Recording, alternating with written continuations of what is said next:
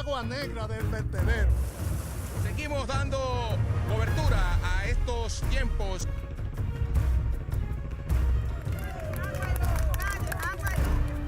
La plazoleta La Trinitaria se cae a pedazos. Un sector totalmente olvidado por las autoridades, reportando las noticias en el mismo lugar donde ocurren. ¿Qué tal, señores? Muy buenas tardes. Original TV con Darío Medrano está en el aire. Este es el canal 27 RNN. Yo soy Darío Medrano, señores. Muchísimas gracias por permitirnos entrar a sus hogares a esta hora en que todos ustedes están en sus casas ahí sentaditos en la mesa, en el almuerzo familiar. De verdad que para nosotros es un placer, un verdadero placer. Bueno, señores, yo acabo de regresar, de ahí vine para acá. Estaba en la funeraria Blandino. Ahí me reencontré con muchísimos amigos que tenía años que no los veía, en su gran mayoría abogados. ¿A qué fui? Fui a darle el último adiós a un gran amigo, a un hombre que tiene una impronta aquí en República Dominicana en materia de derechos humanos. Me refiero al doctor Domingo Porfirio Rojas Nina. Míralo ahí. Un hombre que ha dejado muchas páginas positivas escritas y que va a ser difícil, muy difícil, que otras gentes que haga un trabajo de derechos humanos en la forma altruista como lo hizo él, logre compararse con él. Los zapatos de Rojas Nina aquí no le van a servir a mucha gente, no le pueden servir. Fui un gran amigo de él, todavía sigo siendo amigo de él, aunque se haya muerto, desde hace muchos años. Como reportero siempre me guardó ese respeto y era un respeto mutuo, tanto de aquí para allá como de allá para acá. Pero me llamaba la atención del doctor Rojas Nina, que a pesar de ser un hombre que ocupó importantes posiciones en diferentes gobiernos, fue presidente del Colegio Médico Dominicano, el doctor Rojas Nina, y un hombre con un trabajo en la sociedad limpio, cristalino como el agua. El doctor Rojas Nina nunca tuvo ese amor al dinero, nunca tuvo ese interés por el dinero. Vivía humildemente, como viven los más humildes, un profesional de la categoría de Rojas Nina, un hombre que no se molestaba no era lisonjero, un hombre que a quien tenía que decirle la verdad en su cara se la decía, valiente como él solo, valiente, y un hombre, un caballero respetuoso. Vivía en condiciones no humildes. Entonces la gente se pregunta, pero un hombre que ocupó tantas posiciones, sí, porque todo lo dio, por Dios. Lo poco que consiguió se dedicó a regalarlo. No cobraba por sus honorarios como abogado, como prominente abogado de este país.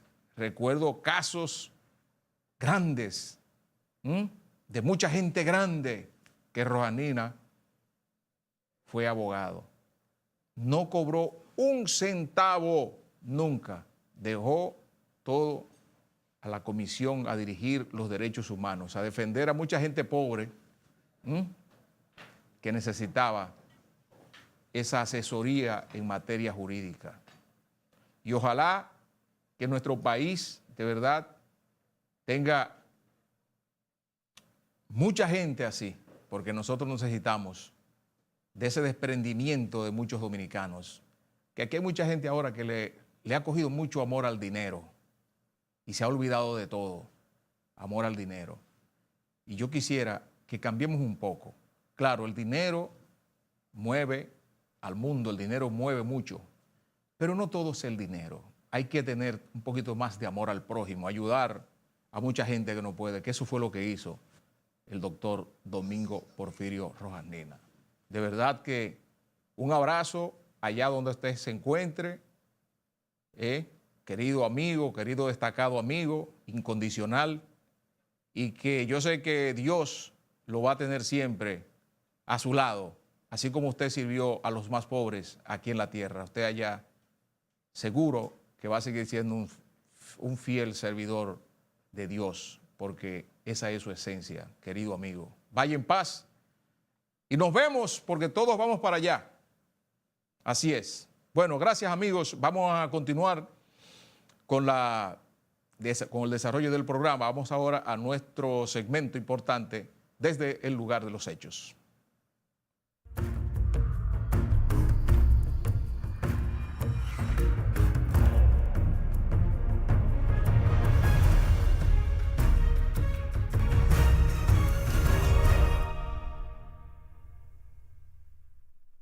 Bueno, señores,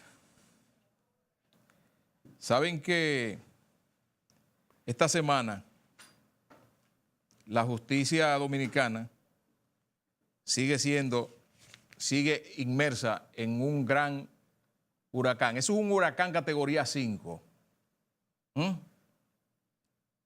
que su ojo está en la Procuraduría General de la República.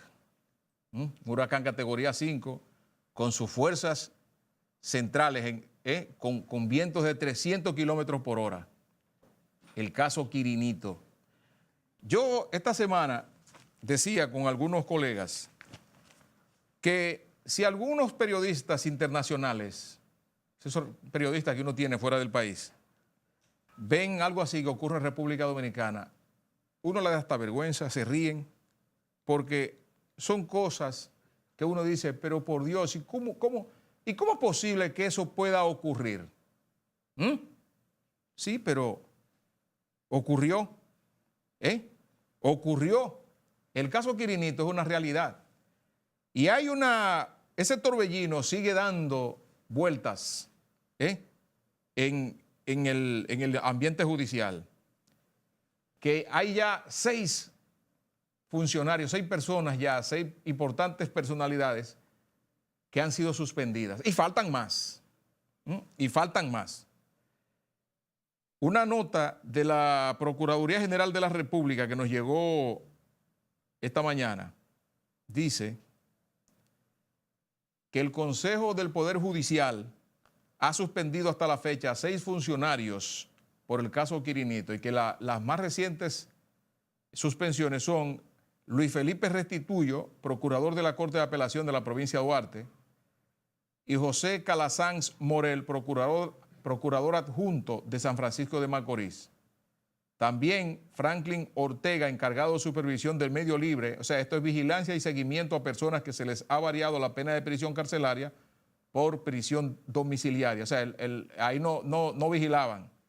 Aleida Jiménez Acosta, jueza de ejecución de la pena de San Francisco de Macorís, son los demás.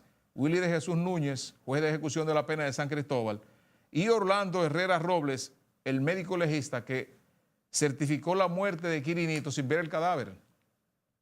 Oye, sin ver el cadáver, señores. Pero las últimas informaciones que nos están llegando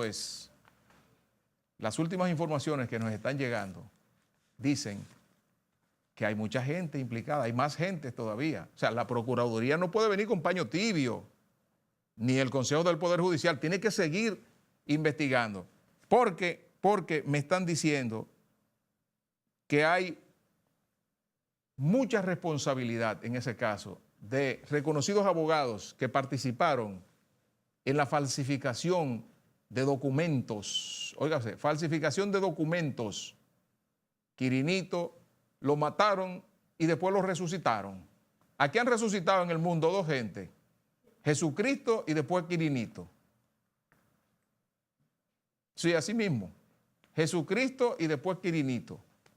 Entonces, yo creo que este es un caso de verdad en que la Procuraduría General de la República tiene que tiene que saber lo que está haciendo, porque tampoco queremos que vaya con una persecución y dé palos a ciegas y paguen los que no son, ¿verdad?, por los que son.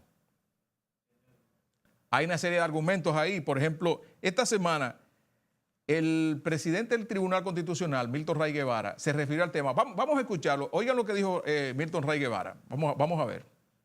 Es que este acontecimiento requiere de una investigación exhaustiva, estableciendo las responsabilidades condignas, de manera que se dé un ejemplo, porque en esto está en juego, una vez más, la credibilidad del aparato judicial de la República Dominicana.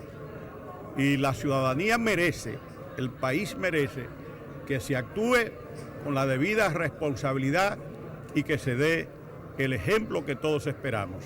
En todas partes del mundo se producen fugas espectaculares, pero también en la mayoría de esas partes del mundo, esas personas son recapturadas y tienen que afrontar de nuevo el imperio de la ley y de la justicia, porque ahí hay víctimas involucradas, pero también hay violación a principios legales que se consagran en el ordenamiento de la República Dominicana para asegurar la convivencia y la paz social en nuestro país. De manera que es una responsabilidad de las autoridades judiciales de hacer todo lo que esté a su alcance para que esto sea resuelto.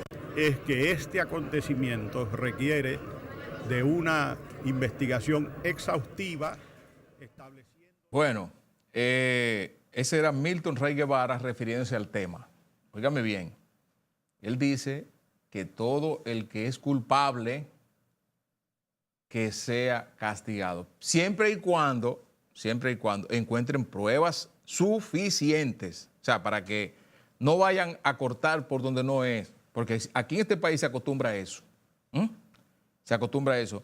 La jueza Aleida de Jesús Acosta, la jueza de ejecución de la pena de San Francisco de Macorís, porque recuerden que le variaron la prisión preventiva. Primero hubo un traslado, ¿verdad?, de San Cristóbal a San Francisco de Macorís del reo.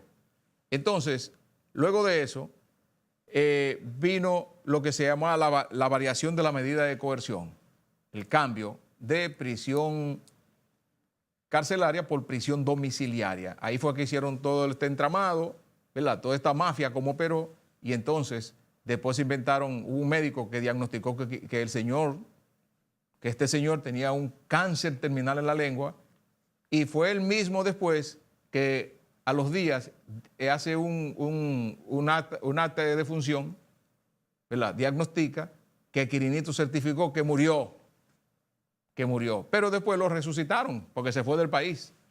Vamos a ver qué dice la jueza Aleida de Jesús Acosta, la suspendida jueza de ejecución de la pena de San Francisco de Macorís, quien también está bailando en este caso. Ella alega que ella recibió una orden que fue del Ministerio Público, del fiscal, y atendiendo un requerimiento de un juez que determinó la enfermedad de Quirinito. Vamos a ver qué dice la magistrada.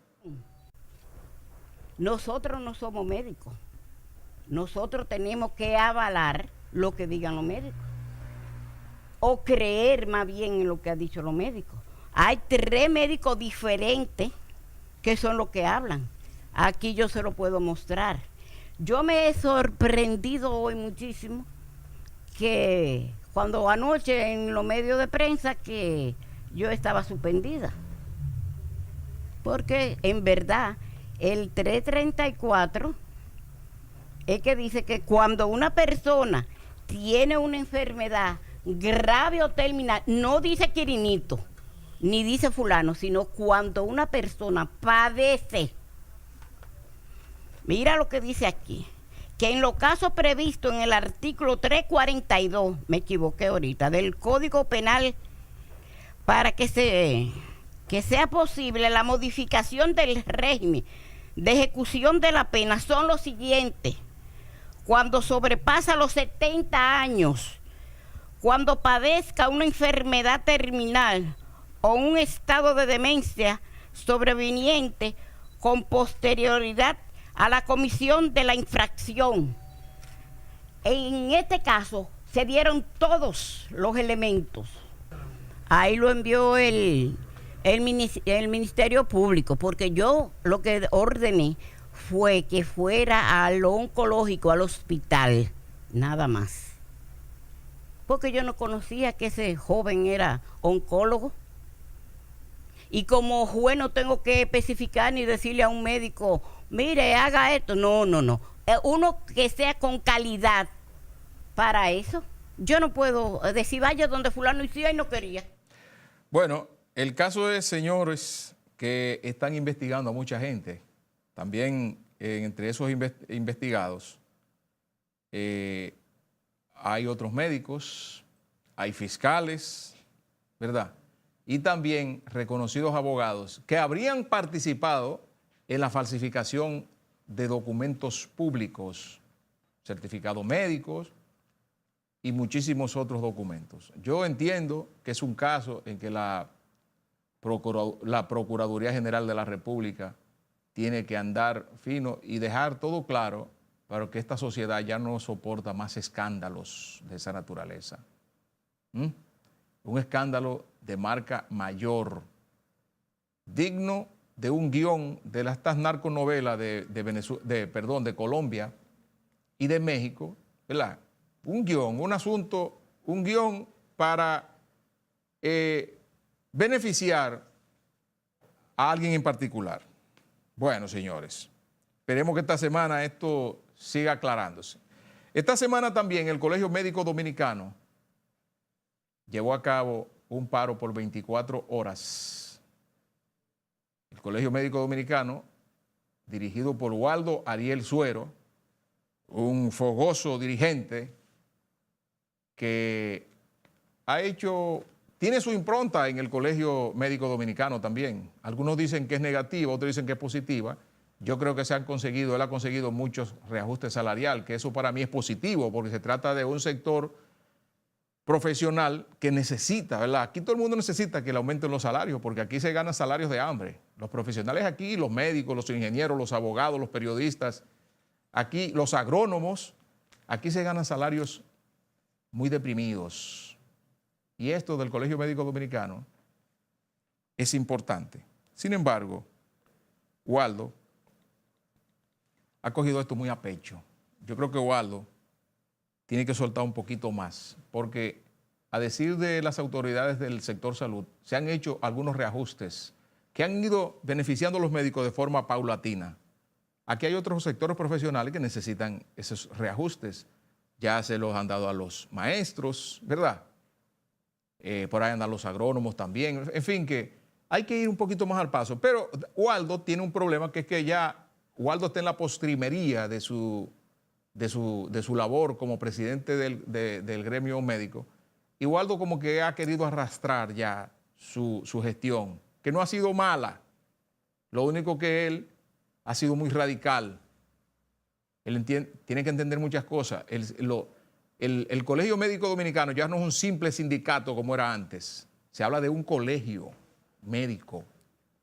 Entonces, dicen que él, como ya está en la postrimería de su mandato en el Colegio Médico Dominicano, él está haciendo eso porque lo que quiere es llevar a cabo una campaña agresiva para que el candidato, ¿verdad?, que responde a los intereses de él, se quede ahí en el Colegio Médico Dominicano, a costilla, como decimos los dominicanos, de negarle salud a los más pobres, que son siempre los más jodidos. Vamos a ver esto de Waldo. Oigan este discurso que él obtuvo, que él pronunció ahí en un momento de este llamado a huelga, que anunció que la semana que viene, entonces van a redoblar, ahora van a hacer una de 48 horas. Escuchemos a Waldo, a ver. Ustedes quieren lío, tendrán lío, pero no sean pícaros. Carajo, cumplan con los acuerdos, páguenle a los residentes o tendrán lucha todo el tiempo, 24/7, carajo. Luce un poquito desesperado, Waldo. Es un colegio médico, Waldo, ¿eh? Un colegio médico, eso no es un sindicato, eso no es el sindicato de la Batuerca del puente de la 17. Tiene que darle un poco más de de importancia, un poco más de altura a tu Colegio Médico Dominicano, Waldo. Bueno, el gobierno, donde hubo también unos líos esta semana, fue en la Universidad Autónoma de Santo Domingo, violentos disturbios. Ahí tampoco se trabajó durante dos días por los caprichos de un grupo de anarquistas estudiantes que han hecho de la Universidad del Estado un desastre, ese que te ven ahí, eso es el apresamiento del presidente de la Federación de Estudiantes Dominicanos, Jimmy Zapata. Jimmy Zapata está siendo acusado por un grupo de estudiantes de haberlos estafado, óigame bien, con sumas en dólares para llevarlos a Estados Unidos, a un grupo de estudiantes, a una actividad estudiantil ahí, no sé de qué se trata. Entonces, estos muchachos cuando llegan a Estados Unidos fueron apresados de inmediato porque llevaban documentos falsos preparados por Jimmy Zapata. Dicen ellos, no lo digo yo, Jimmy, lo dicen ellos. Y ahí está el expediente de la Fiscalía.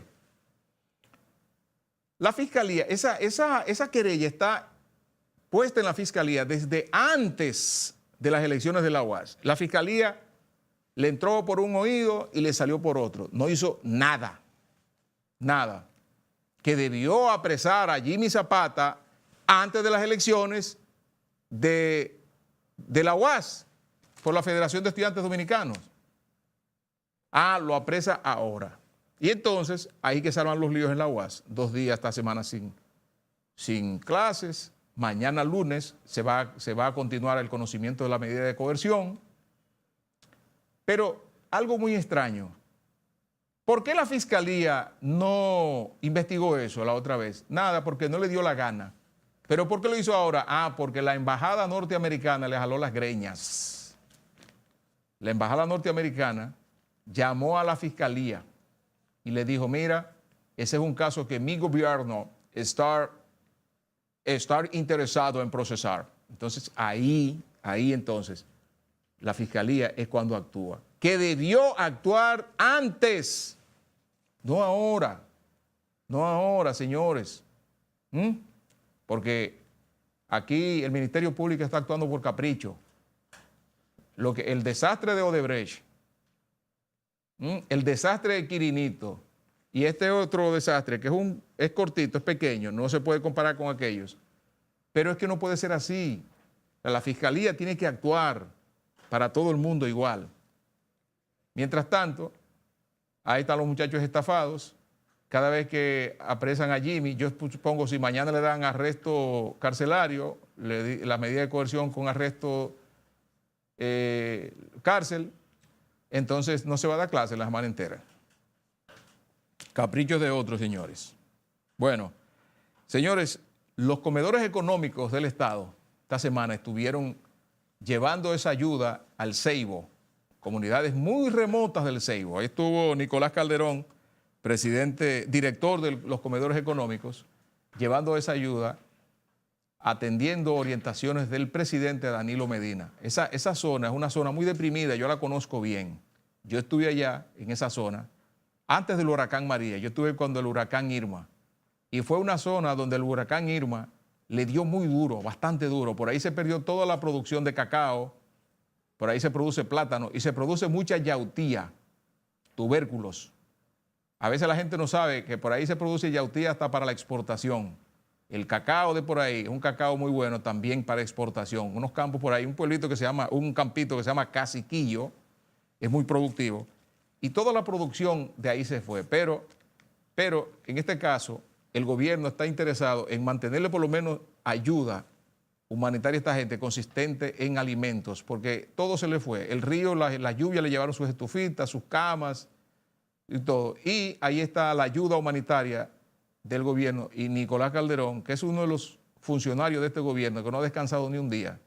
Ya pasaron Irma, María, todos los huracanes, pero él sigue visitando de manera paulatina esas comunidades, porque aparte de las orientaciones que le da el presidente, él me dice que él siente, porque él viene de un campo, de un pueblo, y sabe lo que es eso, lo que es vivir en una casita de tabla y techada de viejos pedazos de zinc. Bueno, señores, vámonos a una pausa comercial.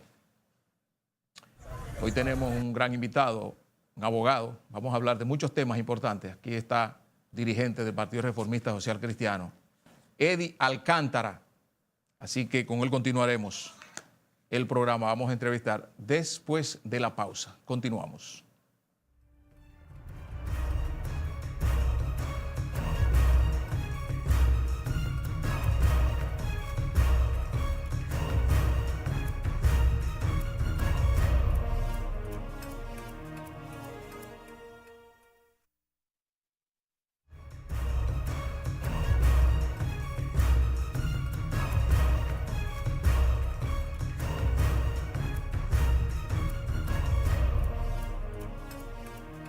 Gracias por continuar con nosotros aquí, señores. Vamos a dar la bienvenida hoy a dos importantes, a una personalidad que es un abogado, ¿verdad? Que es Eddie Alcántara, dirigente del Partido Reformista Social Cristiano, abogado de los tribunales de la República y un gran comunicador, Eddie, amigo mío, Sí. y yo soy amigo de su papá de mucho tiempo. Ese es el rango más importante. Que Así yo tengo. es.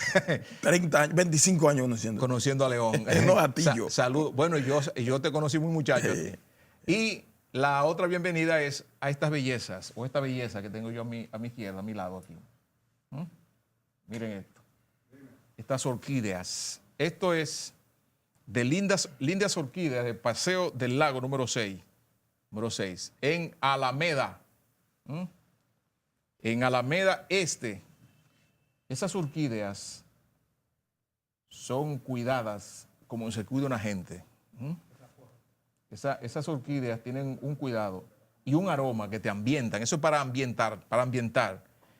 Lindas Orquídeas está en el teléfono 809-638-8710. Toda ambientación. Usted necesita ambientar un espacio, ¿verdad? Y hacer de su hogar, de su oficina, de cualquier espacio que usted necesite, ponerlo bien bonito, ambientarlo con todo, con olores, con esa belleza de orquídeas. Solamente tiene que llamar a Lindas Orquídeas, Paseo del Lago número 6, Alameda Este, teléfono 809-638-8710. Así es. Eddie, buenas tardes. Buenas tardes, Darío. Un placer estar aquí contigo. Eddie, muchos temas. Vamos a comenzar por política. El Partido Reformista Social Cristiano. Hay un sector que obviamente no combina con otro sector. ¿Qué está pasando? Mira, nosotros hemos dicho en reiteradas ocasiones que la situación del Partido Reformista no es más que la posición asumida por un grupo de dirigentes que no entienden que nuestra organización política tomó una decisión valiente y libertaria en el año 2015. Y fue la de desvincularnos del Partido de la Liberación Dominicana. Sencillamente porque nosotros veíamos que a medida que veníamos pactando en cada proceso electoral, el Partido Reformista se iba desvaneciendo, iba disminuyendo su simpatía, su aceptación en el electorado nacional y había que tomar una decisión. A partir de ese momento, los que complotaban con el gobierno decidieron mantenerse al lado del gobierno y de las posiciones públicas que ocupan. Lo extraño de lo que está ocurriendo en los últimos días, en los últimos meses, es el hecho de que gentes que junto con nosotros tomaron la decisión de desvincularnos del Partido de la Liberación Dominicana y fueron en la boleta del Partido Reformista con una alianza con los sectores de oposición, pues entonces están haciendo causa común con esos sectores del gobierno, con gente que tiene más de 20 años que no marca la casilla del Partido Reformista y que lo único que procuran es mantener ante la opinión pública y frente a su jefe político, que son los sectores de poder, algún tipo de vínculo desde el punto de vista mediático con nuestra organización, con el objetivo de mantener los pertrechos que les permita hacerle creer a esos sectores de poder y a la sociedad dominicana que tienen cierto rango y cierta importancia en nuestro partido. Nosotros, a partir de concluidas las elecciones del 15 de mayo del año 2016, iniciamos el proceso de reconstrucción y de reorganización del partido, cuya responsabilidad cayó en nuestros hombros a través de una designación como coordinador nacional de ese proceso de reorganización. Para nosotros, nuevamente reestructurar lo que son las directivas de los partidos en cada demarcación electoral del país. Y tuvimos que paralizar esos trabajos porque fue torpedeada por aquellos que comenzaron entonces a conspirar a lo interno del partido, iniciando todos esos procesos con una supuesta reunión de una comisión ejecutiva que todo el mundo sabe que no estaba allí presente la matrícula necesaria y suspendiendo al presidente del partido para asumir entonces a alguien que no tenía ni siquiera la categoría sucesoral para en caso de ausencia temporal o definitiva del presidente asumir la presidencia del partido, que es el licenciado Bisonó. A partir de ahí, que todo el mundo sabía que desde el proceso electoral, mientras pactamos con los sectores de oposición, tanto él como el doctor Racine estaban trabajando de manera soterrada para que los dirigentes reformistas sufragaran en la boleta del Partido de la Liberación Dominicana. Nosotros nos dimos cuenta de un principio, pero confrontamos a esos sectores de poder, a esos ex dirigentes del partido y también confrontamos a los que de adentro, como el caso de ellos, estaban conspirando para que el partido quedara por debajo del 5%. Logramos obtener un 9% promedio en las 3 categorías y el partido se mantuvo dentro de las categorías de partido mayoritario. A partir de ahí, ellos comenzaron a hacer una serie de reuniones en el que le establecían a la opinión pública de que tenían mayoría en los órganos del partido. Pero cuando ellos convocaban, nos emplazaban para que el presidente del partido, que es el único que tiene la facultad de convocar a todos los órganos del partido, en caso de negarse un 33%, pero tendría ese 33% que certificar eso y comprobar y confirmar la negativa del presidente, cosa que nunca ocurrió. Pero ¿qué hacía el presidente del partido? Que si ellos lo emplazaban, mire, convóquenme el directorio presidencial para el 9 de junio, como ocurrió con esa convocatoria que hicimos y que el Tribunal Electoral anuló. Esa reunión del 9 de junio del directorio presidencial se convocó a iniciativas de ellos que emplazaron al partido mediante actos de alguacil. Ahí procurábamos sustituir a los legisladores que ya no están en el partido, porque los 3 diputados, tanto la doctora Alburquerque, Omar de Marchena y la doctora Fernández de Bonao, pues ellos son miembros del Comité Central del Partido de la Liberación Dominicana por su categoría de ser diputados y pertenecer al bloque del PLD, según lo que establece el artículo 13, párrafo primero de ese estatuto del Partido de la Liberación Dominicana. Y en el caso de Félix Vázquez, que es altamente conocido, él decidió formar parte del Partido Revolucionario Dominicano y hoy es el presidente, el vocero del bloque del Partido Revolucionario Dominicano. Sin embargo, el Tribunal Superior Electoral, en una decisión infeliz y sin justificación desde el punto de vista legal ni constitucional, contradiciendo las decisiones del propio Tribunal Electoral y sobreponiéndose al Tribunal Constitucional que había decidido sobre la doble militancia, decide decirnos a nosotros en el dispositivo, aunque motivan y sancionan la doble militancia, de que esa gente todavía son del Partido Reformista y que tenemos que hacer un juicio disciplinario y votarlo. A ver si Félix Vázquez va a querer que le hagan un juicio disciplinario o que salga una primera plana diciendo votamos a Félix Vázquez. No, él decidió irse. La Comisión Ejecutiva también la celebramos a iniciativas de ellos. Participó la Junta Central Electoral, los inspectores, y levantaron el acta al respecto. De ahí salió la convocatoria de la Asamblea del 17, que también se convocó porque ellos nos emplazaron, porque nosotros la íbamos a celebrar en el mes de enero del año 2018. Pero nunca han acudido. Y lo que quieren es mantener una disputa ante la opinión pública de que ellos tienen un sector importante del partido. Pero y te voy a decir algo para terminar, Darío. Lo siguiente. Si ellos ciertamente hubiesen tenido la mayoría en los diversos órganos del partido, cuando se les convoca a iniciativa de ellos, no hubiesen participado. Pero no participan. Y hacen una reunión de amigos que convocan gente que no tiene nada que ver con el partido y dicen, miren, ahí hay 500 miembros de la Comisión Ejecutiva. Miren, ahí hay una asamblea con 1.200 asambleístas. O sea, hasta poco serio se ve de parte de las personas que están encabezando. Pero mira una cosa, Eddie, mientras el Partido Reformista Social Cristiano hace una especie de alquiler a otro partido, ese partido se está gastando. Lógicamente, eso es verdad. En los pueblos más remotos que el Partido Reformista tenía presencia, por ejemplo, vamos a hablar de Jimaní, vamos a hablar de la Ciénaga de Barahona, vamos a Oviedo, vamos a hablar de Miches, del Ceibo, Higüey. Ese partido se ha ido desgastando, ni siquiera locales Y mientras ustedes mantienen una rebatiña, ¿por qué ustedes no se unen y forman su partido y hacen un partido solo, sin alquilárselo a nadie? Mira, lo primero es que tú tienes toda la razón. Y eso fue lo que nosotros pudimos analizar y tarde, pero reflexionar al respecto cuando decidimos hacernos una revisión nosotros y decir, pero venga acá, vale la pena por 5 o 6 cargos públicos que tengan un grupo de dirigentes del partido, sacrificar la organización política, si venimos descreciendo y venimos desapareciendo, o en su defecto tomar la decisión de hacer un gran partido. Esa fue la decisión que tomamos en el 15. A partir de ahí comenzamos el proceso de la carpintería, que yo presentemente te manifesté, y fue torpedeado por ese sector, porque todo lo que tú estás diciendo es así. Y si nos aliábamos al Partido de la Liberación Dominicana en el proceso del año 2016, íbamos a obtener menos de un 1.2% según lo que nosotros analizamos. Por eso tomamos la decisión. Y tú dices, como dice el país, bueno, pero unifíquese.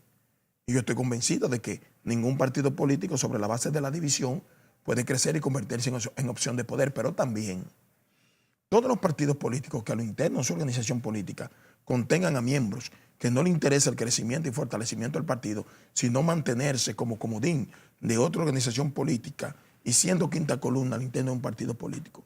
Eso afecta más que la división de un partido político. ¿Cómo nos vamos nosotros a unificar? ¿Sobre la base de qué?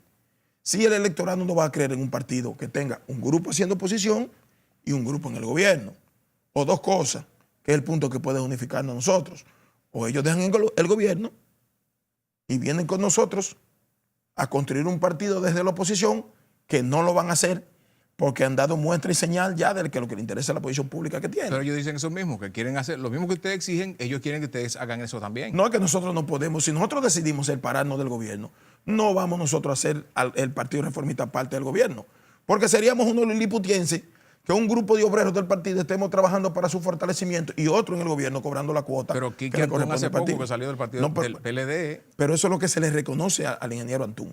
Te voy a decir algo, los PLDistas lo saben, lo sabe Reinaldo, lo sabe el presidente de la República. Cuando se estaba hablando del pacto con el PLD, yo sabía para dónde iba en una posición pública. Todo el mundo sabe, dentro de ese acuerdo con el PLD, que el nombre de Eddie era el primero de los que iban a designarse en el gobierno. Todo el mundo lo sabe, el presidente lo sabe, todo el mundo. Porque el partido así lo estableció. Y otros dirigentes importantes del partido. Y el presidente del partido se le ofertó una posición de mayor importancia. Pero nosotros teníamos que decidir entre dos cosas.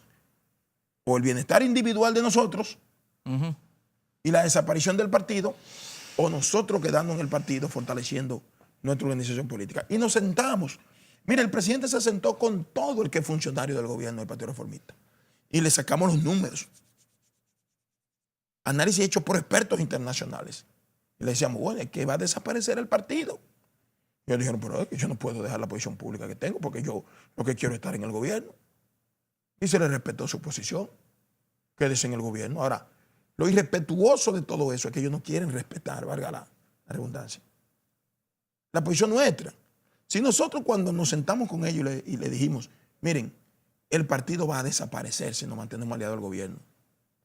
Y ellos decidieron, no, yo me quedo en la posición pública que tengo. La respetamos. Entonces ellos, después que nosotros respetamos que ellos estuvieran en el gobierno, ellos quieren irrespetarnos a nosotros, viniendo desde el gobierno, a asaltar la simbología del partido a través de malas artes porque no han podido hacer mayoría. Porque fue que la mayoría decidió desvincularse del gobierno. Y esa es la gran realidad. Y entonces ellos no quieren entender eso. Y esa asamblea del 17 de septiembre, que para mí fue algo histórico, del cual le agradezco a los asambleístas allí que nos escogieron como presidente en funciones del partido. Yo vi tantos rostros de gente decidida a separarse del gobierno de manera definitiva, gente que dejó la posición pública de quinta categoría que tenían para ir con nosotros ahí y se expusieron, haciendo un símil de lo que hizo nuestro presidente, que sabiendo que iba para una posición de mayor importancia, dijo, no, un momentito, le dijo al presidente, y Danilo es testigo, que nos puede desmentir o mandar a través de intermediarios desmentir. El presidente del partido le dijo, mire, usted sabe que una alianza con ustedes y la posición política o la candidatura que ustedes nos ofertan es para que el partido desaparezca. ¿Qué usted haría en mi lugar? El presidente le dijo, no, yo no haría la alianza. Lo dijo Danilo Medina.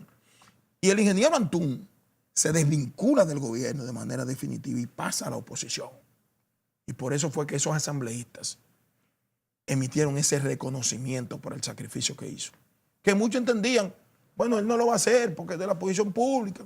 Bueno, pues dejó el gobierno. Sí. Y vino a hacer un partido con nosotros. Y él nunca en ningún momento estaba de acuerdo con una alianza con la oposición. La idea del Partido Reformista era presentar una propuesta con él, solo, presentar candidaturas a senadores y diputados solo, pero las circunstancias llevaron a que obligatoriamente... Deben entenderse. Deben entenderse porque el Partido Reformista tiene su impronta. Eddie, tú eres un abogado de la República, abogado de los tribunales, ¿verdad? Si yo te fuera a hacer una comparación de la justicia con un paciente inestable, grave o en coma, ¿cómo tú la definirías? Fallecida. Ya. Sí, fallecida. Para mí el sistema judicial del país falleció. Es que tú eres, Aquí, pero espérate. Esto lo voy a explicar, paso a explicar. Pero es que no, espera, fallecido no, porque tú eres como muy... No, porque es la realidad. ¿Quién de los dominicanos tiene fe en la justicia de este país?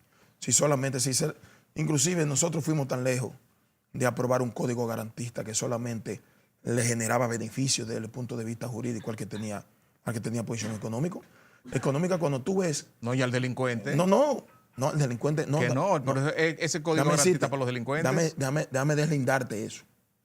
Cuando tú ves que la medida de coerción solamente había que demostrar arraigo desde el punto de vista de la solvencia de un individuo, el pobre no iba a tener solvencia para... Bueno, pero tiene solvencia moral. No, bueno, pero ¿y quién? Y la justicia tiene solvencia moral. Y aparte de eso, tuvo que hacerse una modificación con la ley 1021, de nuevo, para tratar de decir que también, aunque tuviera dinero y arraigo, también el hecho de que pudiera utilizar su influencia para contaminar algún tipo de investigación, eso se le tuvo que incluir de forma urgente al Código Procesal Penal. Y por lo menos eso pudo nivelar la situación. En el caso de los pobres del país, que tú dices, bueno, pero ¿y al delincuente? El delincuente se beneficia del sistema de justicia cuando es capaz de permear a quienes administran los procesos de ellos con pocas cosas. ¿En qué sentido? En todos los sentidos. Ahora, el ciudadano de a pie, el pobre de verdad, que por una situación u otra comete algún tipo de acontecimiento desde el punto de vista legal, de manera inintencional, pues eso se le dificulta. Tú ves gente que le han dictado medida de coerción de 3 meses por 11 chinolas. Y aquí hay gente, los que están involucrados en el caso de Odebrecht. Se robó 2 pailas. Claro, y preso. Están en yo tengo un caso que le está sirviendo en mi oficina de manera gratuita a unos señores que en un patio que estaba dividido, del otro lado, la ley dio su fruto, le daba el derecho de él, si ese árbol le perjudicaba desde el punto de vista podía disfrutar de los frutos. Si los aguacates pasan para el lado tuyo, claro, esos son lo tuyos. hizo, le pusieron una querella y duró 1 mes y medio preso. ¿Y dónde están las personas encartadas de Odebrecht y de los supertucanos? ¿Y tú crees que es verdad que ese coronelito Piccini iba a hacer un negocio de esa trascendencia, donde al país se le estafó con cerca de $32 millones? Por Dios. ¿Y por qué no están presos los responsables? Bueno, porque sencillamente tienen es toda una cadena que involucra a esos sectores directamente con los sectores de poder. Si yo tuviera, oíme, si Eddie Alcántara, que es oposición, que es miembro de la oposición política nacional, hubiese cogido $1 de Odebrecht, el único preso que hubiese en Najayo hubiese sido yo. Lo que sucede es que todos son parte del gobierno. Es el mismo complot. ¿O tú crees que el involucrado de Odebrecht se queda solamente en esas personas que están siendo encartadas? Y el caso de los supertucanos, ¿dónde están los senadores? Que todo el mundo sabe dónde invirtieron lo que recibieron de eso. ¿Quién es un colegio con esos cuartos? ¿Quién pagó préstamo en el Banco de Reserva con esos cuartos? Con los sobornos de los tucanos. ¿Cuánto fue el soborno de los supertucanos? Dice que son 3.5, pero el casi hecho... $4 millones. No, 3.5 millones de dólares. Ahora, ahí no es que esté el problema. Es el costo real que pagó el Estado Dominicano por cada aeronave. Que no es el precio al que lo sirve Brasil, con mejores especificaciones que el que llegó a la República Dominicana. Más caro lo que pero se involucra a Estados Unidos en la investigación, porque Estados Unidos le estaba ofertando aeronaves bimotor con mayor capacidad de confrontación. Eran insostenibles el mantenimiento. No, pero no es insostenible. No. Es que no, eso que que ofertaba Estados Unidos, No. si el gobierno dominicano las compra, Sí. iba a trabajar para mantenimiento. No, mantenimiento. Para Tú cuidar la frontera a los No, gringos óyeme. que no pueden, ¿Tú sabes cuánto, que no pueden tú controlar sabes el consumo de drogas. cuánto en su era el país? espacio de mantenimiento de ellos? Cada 2 años, cada 28 meses. Por ejemplo, mantenimiento total. ¿Y de los supertucanos cuánto Eddie, es? rápidamente. Lo que pasa es que eso es lo que se ha dicho para tratar de justificar la Seguimos la compra justicia. de unas aeronaves sobrevaluadas con cerca de un Y el 28%. caso de Quirinito, por ejemplo, ¿qué te parece? ¿Qué ha pasado con el caso de Quirinito? Otro caso más de lo que ocurre en el tren judicial del país. Yo creo que las investigaciones deben ir más allá de aquellos que hoy están siendo suspendidos y que están siendo investigados. Porque toda una cadena para lograr el efecto desde el punto de vista jurídico que se logró, tiene obligatoriamente que haber algún tipo de participación de quienes son superiores de las personas que hoy están siendo suspendidas. Porque yo tengo un criterio con ese caso y lo he manifestado públicamente. Ahí el factor económico no fue lo que primó. ¿Qué primó? ¿Qué fue? El factor económico no ¿Y qué primó pasó? ahí. ¿Qué Porque primó ahí? Yo tuve un encuentro con alguien que participó como abogado dentro de los primeros abogados que tuvo Quirinito y que dejó inclusive de participar en la defensa por un asunto puramente económico. Y no es verdad que Quirinito tenía el material económico para solventar Pero a si, todos esos si actores. se lo pagaron. El narcotráfico tiene mucho dinero. Bueno, y si hubo otro tipo de pago que no necesariamente tiene que ser económico. Hubo una dación de pago. Algo No, así. algún tipo de participación puramente política. Agradecimiento. Agradecimiento no, compromiso. Pero dime lo que es, porque tú estás como aguardando. No, la porque noticia. estoy esperando. Dime lo que fue. Mira, yo le estoy haciendo una comunicación al Procurador General de la República. No Pero sé tú si ahora me dejaste como dicen los campos. De la misma calimocho. manera- Ahora estoy en el aire. De la misma manera que le planteé públicamente, cuando pudimos delatar de que también el asunto de Punta Catalina había sobrevaluación y que nosotros la dimos a conocer primero en el país cuando se le iba a extirpar la página 14 de esa instancia. Ujú. La dimos a conocer. ¿Y qué decía Recibimos qué decía cuestionamiento. qué decía la No, página cuando 14? hablaba de que también Punta Catalina estaba dentro de las obras que en la que hubo soborno, se le iba a extirpar la página de que se llevó el informe a Palacio. Sí. Y la íbamos a conocer públicamente antes de todo. Mira, yo le voy a hacer una comunicación al Procurador General de la República para que a discreción, por lo menos las informaciones que tenemos sobre ese tema, la análisis y la investigue. Si él no investiga con nombre y apellido, porque nosotros no podemos sobreponernos a una investigación oficial que se está haciendo, pues sería un asunto que, o sea, Bueno, nos generaría algún tipo de inconveniente en la que le voy a plantear eso. ya. Si sobre lo que le estamos planteando él no inicia una investigación, pues en su momento nosotros vamos a hacer pública por lo menos lo que nos han dicho con nombre y apellido para que sepan que no es una presunción nuestra, Bueno. ni nada, ni una especulación. Esperemos tener las pruebas en las manos, Eddie. Muchas gracias. Pero Eddie. estoy seguro que tú lo Sí. sabes también. No, yo no sé, yo sé lo que tú me has dicho. Eddie, muchísimas gracias por estar con nosotros. Y ustedes, gracias de verdad hoy nuevamente por permitir que Original TV con Darío Medrano llegue hasta sus hogares con todas estas informaciones y este gran entrevistado y estas bellas flores, estas bellas orquídeas, esta bella orquídea que nos trajeron de Lindas Orquídeas. Señores, muchas gracias, Eddie, Gracias de verdad. a ti, Darío. Hay que hacer un programa completo contigo porque Cuando tú quieras. dejamos todo ahí chamuscado. Cuando tú quieras. Así que muchas gracias, amigos televidentes. El próximo domingo nos vemos con mucho más de Original TV.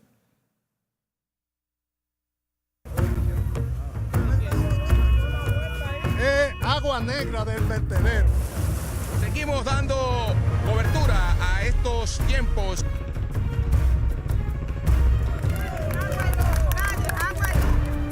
La plazoleta La Trinitaria se cae a pedazos. Un sector totalmente olvidado por las autoridades, reportando las noticias en el mismo lugar donde ocurren.